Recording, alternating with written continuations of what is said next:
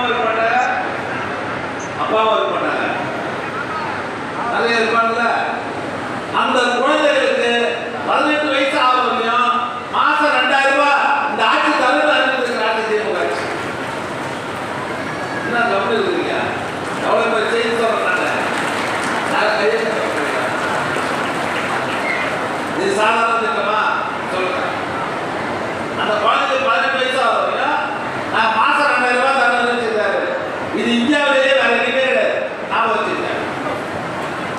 அது மட்டும் இல்ல, மாணவர்களுக்கு கணினி, மடிக்கணினி 20 லட்சம் மாணவர்களுக்கு இந்த ஆண்டு அந்த ஆண்டும் 2 வருஷத்துல மடிக்கணினி தரணும் சொல்லி அதுக்கு 2000 கோடி ஒதுக்கீடு செய்திருக்கிற ஆட்சி திமுக ஆட்சி. என்பதை நீங்க மறக்கக்கூடாது.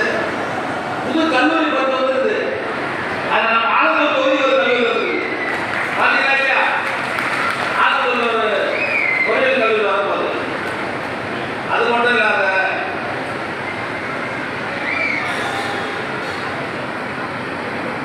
இருக்கிற குழு கிட்டத்தட்ட 6-7 லட்சம் குழு இருக்குது. இது போதாதுன்னு சொல்லி இந்த ஆண்டு மேலும் 10,000 மகளிர் சுய குழுக்கள் தொடங்கப்படும் என்று அறிவித்திருக்கிறார் நம்முடைய முதல்வர். அது இல்லாம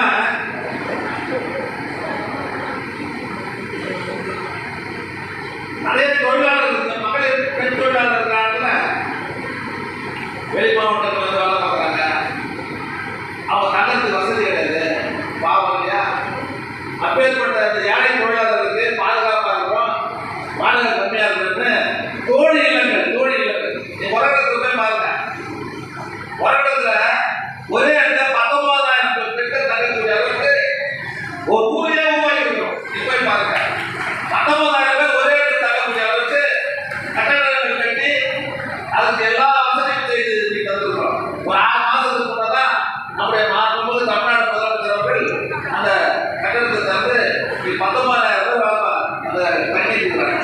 பெரும்புத்தூர்ல வேலை பார்க்கறவங்கலாம் நீங்க அந்த உலகத்தில் தங்கிக்கூடிய உடலை உருவாக்கி தந்திருக்கிற ஆட்சி திமுக ஆட்சி என்பதையெல்லாம் மக்களோடது. ஒரு காலை உணவு திட்டம், மகளிர் வந்து கட்டணம் இல்லாமல் கருத்துகளில் பயணம் செய்யக்கூடிய ஒரு அற்புதமான திட்டம்.